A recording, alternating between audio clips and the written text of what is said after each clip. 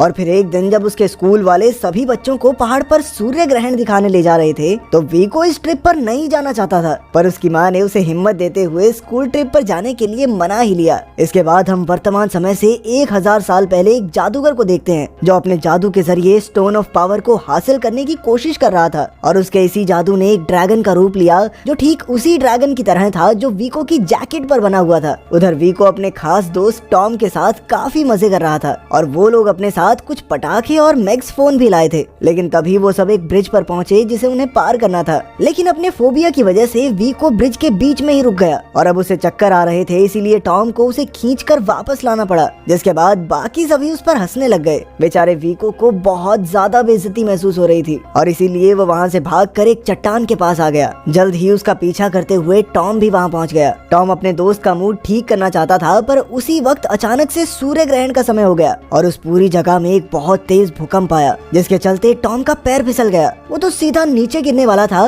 लेकिन फिर ऐन वक्त पर उसने चट्टान को पकड़कर खुद को बचा लिया, लेकिन वो ज्यादा देर तक ऐसे नहीं रुक सकता था। उधर वीको अपने दोस्त की मदद तो करना चाहता था, पर अपने डर की वजह से वो आगे नहीं बढ़ पा रहा था। पर तभी एक अनजान पोर्टल ने नीचे से आकर उसे अंदर खींच लिया। जब वीको वापस खड़ा हुआ तो वो बिल्कुल उसी जगह पर खड़ा था, लेकिन अब समय बदल चुका था। वो पता नहीं कैसे 1000 साल पुरानी दुनिया में पहुंच गया था। उधर पास ही में ओलिस्को नाम का एक लड़का अपने प्यार के लिए फूल चुनने में व्यस्त था, पर तभी अचानक कुछ सैनिकों ने उसके ऊपर हमला कर दिया। ओलिस्को के लिए उन सभी को हराना काफी आसान था, पर तभी उनका लीडर एंडाल्को भी वहां पहुंच गया और उसने अपने सैनिकों के साथ मिलकर ओलिस्को को अपना कैदी बना लिया। लेकिन फिर पैर फिसलने की वजह से वीको चट्टान से नीचे गिर गया और इसी बीच उसका मेगाफोन चालू हो गया, जिसमें से निकल रही आवाज ने सभी सैनिकों का ध्यान भटका दिया और इसी मौके का फायदा उठाकर ओलिस्को वहां से भागने में कामयाब हुआ और जाते जाते उसने वीको को भी अपने घोड़े पर बैठा लिया। इसके बाद ओलिस्को वीको को अपने साथ गांव लेकर गया, जहां उसे गांव से बाहर जाने के लिए बहुत डांट पड़ी और वहीं सभी गांव वालों को शक था कि कहीं वीको कोई जासूस तो नहीं,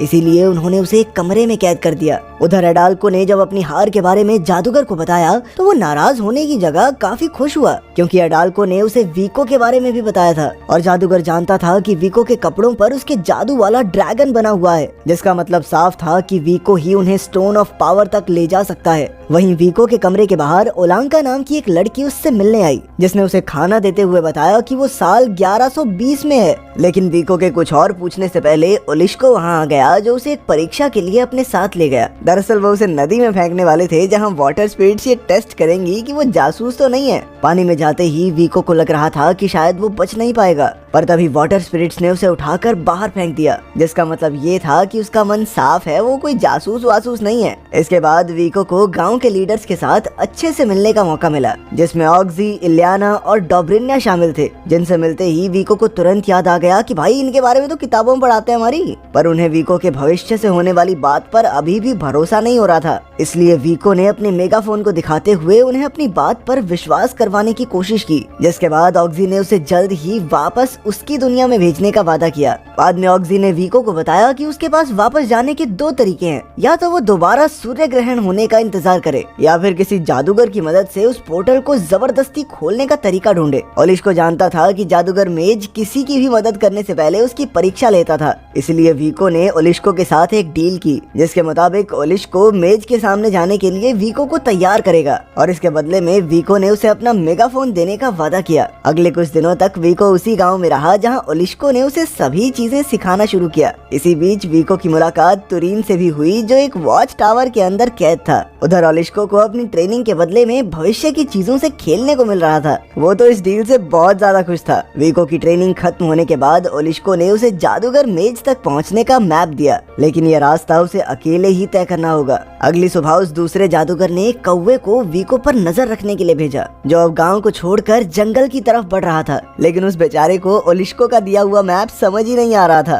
कि तभी उसकी नजर पास ही में मौजूद ओलांका पर पड़ी, जो उसकी मदद करने के लिए तैयार थी। इसके बाद वो दोनों जंगल के बीच चलते चलते एक पतली सी सुरंग के पास पहुंचे, जहां पहुंचते ही वीको एक खाली जगह पर पहुंच गया, जो असल में जादूगर मेज का बनाया हुआ एक जाल था। उसे वहाँ सिर्फ मेज की आवाज सुनाई दे रही थी, जिसने वीको से उसके सबसे बड़े डर के बारे में पूछा और उसके पास सच बोलने के अलावा और कोई चारा नहीं था। वीको ने तुरंत ही अपने बचपन की कहानी बताते हुए अपने डर के बारे में मेज को बताया, जो वीको की ईमानदारी से खुश होकर उसे स्टोन ऑफ पावर तक पहुंचने का रास्ता बताने को तैयार हो गया। इसके बाद मेज ने उसे बताया कि उसे स्टोन ऑफ पावर एक ऐसी जगह मिलेगा जहां विंगलेस अपना घोंसला बनाते हों और वहां तक पहुंचने के लिए उसे हवा की जरूरत होगी और वो काम सिर्फ तभी करेगा जब दो दिल एक साथ जुड़ेंगे। इसके तुरंत बाद ही वीको वापस जंगल में पहुंच गया, जहां पता चला कि ओलांका के हिसाब से तो वीको कभी उसे छोड़कर गया ही नहीं। इसके बाद वीको ने ओलांका को मेज की पहेली सुनाई और उसके मुताबिक उन्हें स्टोन ऑफ पावर एक खास गाँव में मिलने वाला था। कुछ देर बाद ही वो लोग वहाँ पहुँच गए और वीको ने उस पत्थर को ढूंढने के लिए एक खास पतंग बनाई जो सीधा जाकर तालाब में गिर गई। जिसके बाद वीको ने भी तुरंत उस तालाब में छलांग लगा दी और थोड़ी ही देर बाद उसे स्टोन ऑफ पावर मिल भी गया। लेकिन जादूगर के भेजे हुए कौवे ने भी ये नजारा देख लिया था और उसने तुरंत ही इसकी जानकारी जादूगर को दे दी। जिसके बाद जादूगर ने वीको को पकड़ने के लिए अपनी फौज भेजी। जादूगर की फौज ने वीको और ओलांका को पकड़ने के साथ साथ उस गांव पर भी हमला कर दिया जहां उन्हें वो पत्थर मिला था। लेकिन ये सब वॉच टावर पर मौजूद एक आदमी ने देख लिया और उसने तुरंत ही ओलिस्को और उसके साथियों को इसकी खबर दे दी। जिसके बाद वीको और ओलांका को बचाने के लिए उसके गाँव से भी एक फौज आ गई, जिसका नेतृत्व कर रहा था ओलिस्को। ओलिस्को और उसके साथियों ने बड़ी ही आसानी से जादूगर की पूरी फौज को हरा दिया। जिसके बाद वो सभी वापस अपने गांव आ गए, जहां पहले तो वीको और ओलांका को अकेले बाहर जाने के लिए डांट पड़ी और बाद में ये फैसला किया गया कि अगले दिन ऑक्सी वीको के साथ जाकर उस पत्थर का इस्तेमाल करेगा। वहीं दूसरी ओर एंडाल को जादूगर के ऊपर बहुत ज्यादा गुस्सा था,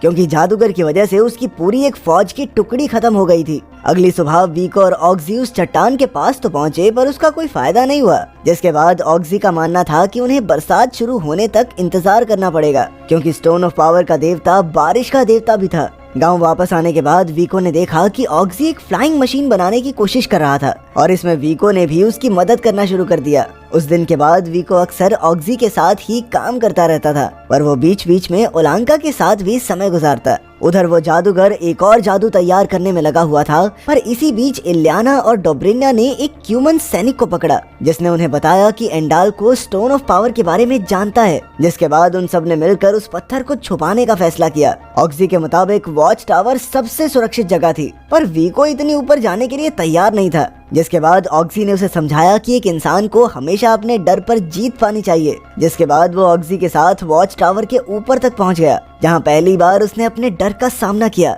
साथ ही ऑक्सी ने स्टोन ऑफ पावर को भी वॉच टावर पर छुपा दिया, पर जादूगर के किए हुए जादू की मदद से उसे इस बारे में पता चल गया और अब उसके हिसाब से उस पत्थर को छीनने का सही समय था। कुछ ही घंटों बाद बहुत तेज बारिश हुई, जिसमें तुरीन के ऊपर भी पानी गिर रहा था। ये देखकर वीको को बहुत बुरा लगा और उसने तुरंत ही उसके पिंजरे को ऊपर से ढक दिया। ओलांका उसके इस बर्ताव से बहुत खुश हुई और उसने वीको के गाल पर एक किस कर दी। उसी रात बिजली गिरने की वजह से कुछ पत्थर टूट गए, जिसका फायदा उठाकर तुरीन अपने पिंजरे से आजाद हो गया और फिर बारिश का सहारा लेते हुए सीधा एंडाल्को के पास पहुंचा, जो कि असल में उसका भाई था। पर एंडाल्को को अपने भाई के आने से कोई खास खुशी नहीं हुई थी। पर तभी जादूगर की नजर स्टोन ऑफ पावर पर पड़ी, जिसे तुरीन अनजाने में अपने साथ ले आया था। लेकिन उस पत्थर की शक्तियाँ अभी भी सो रही थी। जादूगर की लाख कोशिशों के बाद भी वो उसका इस्तेमाल नहीं कर पाया और फिर उसने एंडाल्को को बताया कि उन्हें इस पत्थर का इस्तेमाल करने के लिए वीको की जरूरत है। अगली सुबह वीको और उसके पूरे गांव को भी तुरीन के भागने की खबर मिल गई और साथ ही उन्हें पता चला कि वो अपने साथ स्टोन ऑफ पावर को भी ले गया था।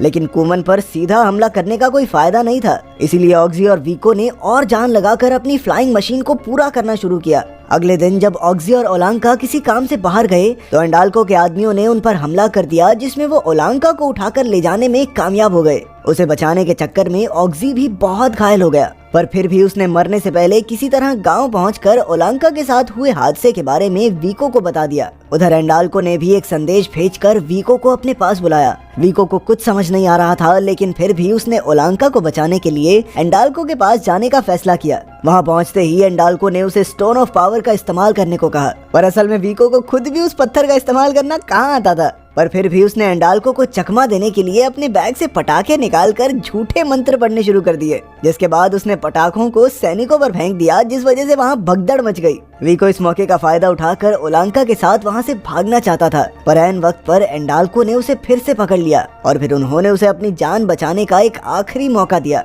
जिसके बाद वीको ने अपना सारा दिमाग उस पहेली को सुलझाने में लगा दिया और थोड़ी देर सोचने के बाद उसने ओलांका को अपने पास बुलाया और जैसे ही उन दोनों ने उस पत्थर को एक साथ पकड़ा तो उस पत्थर की शक्तियां फिर से जाग उठी। इसके बाद जादूगर उस पत्थर को लेकर अपनी फौज को बहुत ज्यादा ताकतवर बनाने चला गया और वहीं एंडाल्को ने तुरीन को, वीको और ओलांका को मारने का हुक्म दिया। लेकिन तुरीन को अभी भी वीको का उसके साथ किया हुआ अच्छा बर्ताव याद था, इसीलिए वो उसे मारना नहीं चाहता था। तो उसने वीको और ओलांका को एक घोड़े पर बैठाकर वहाँ से भगा दिया, जिसके बाद एंडाल्को ने तुरीन को गद्दार घोषित करके खत्म कर दिया। अगली सुबह वीको और ओलांका ने अपने गांव पर होने वाले हमले के बारे में सबको सावधान तो कर दिया, पर उनकी फौज चाहकर भी कुछ नहीं कर सकती थी, क्योंकि कुमन आर्मी के साथ इस बार एक स्टोन मॉन्स्टर भी था, जिसे हराना बहुत ही ज्यादा मुश्किल होने वाला था। इस मॉन्स्टर को जादूगर एक छड़ी से काबू कर रहा था, पर तभी ओलिस्को को एक आइडिया आया और वो उस मॉन्स्टर के हमलों से बचते हुए उसे लेक के किनारे पर ले गया, जहां ओलिस्को पर हमला करते हुए वो उस लेक में गिर गया,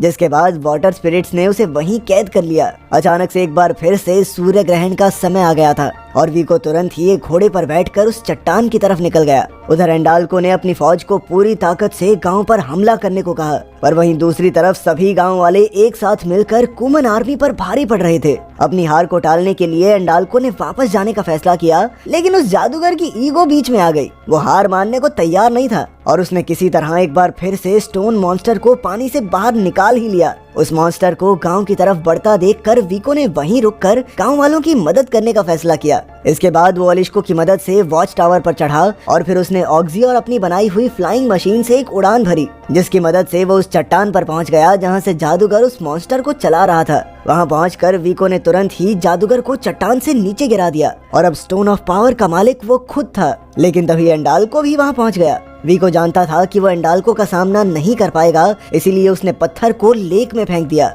जिसके पानी में जाते ही वो स्टोन मॉन्स्टर टूट गया। उसकी इस हरकत से गुस्साए एंडाल्को ने वीको को मारने की कोशिश की, लेकिन ऐन वक्त पर ओलिस्को ने वहां पहुंचकर वीको को बचा लिया। पर अभी भी उनका काम पूरा नहीं हुआ था, क्योंकि सूर्य ग्रहण खत्म होने ही वाला था। इसीलिए ओलिस्को वीको को लेकर तुरंत ही उस चट्टान के पास पहुंचा, जहां उन्हें वो पोर्टल मिला जिसमें से वीको आया था। पर जाने से पहले ओलांका ने हमेशा वीको का इंतजार करने का वादा किया और जैसे ही वीको उस पोर्टल में घुसा तो वो सीधा उसी समय में पहुंच गया जब उसका दोस्त टॉम नीचे लटक रहा था और इस बार वीको ने उसे बचा लिया, जिसके बाद वो अपनी क्लास का हीरो बन गया। बाकी सब तो ठीक है यार, मुझे ओलांका के लिए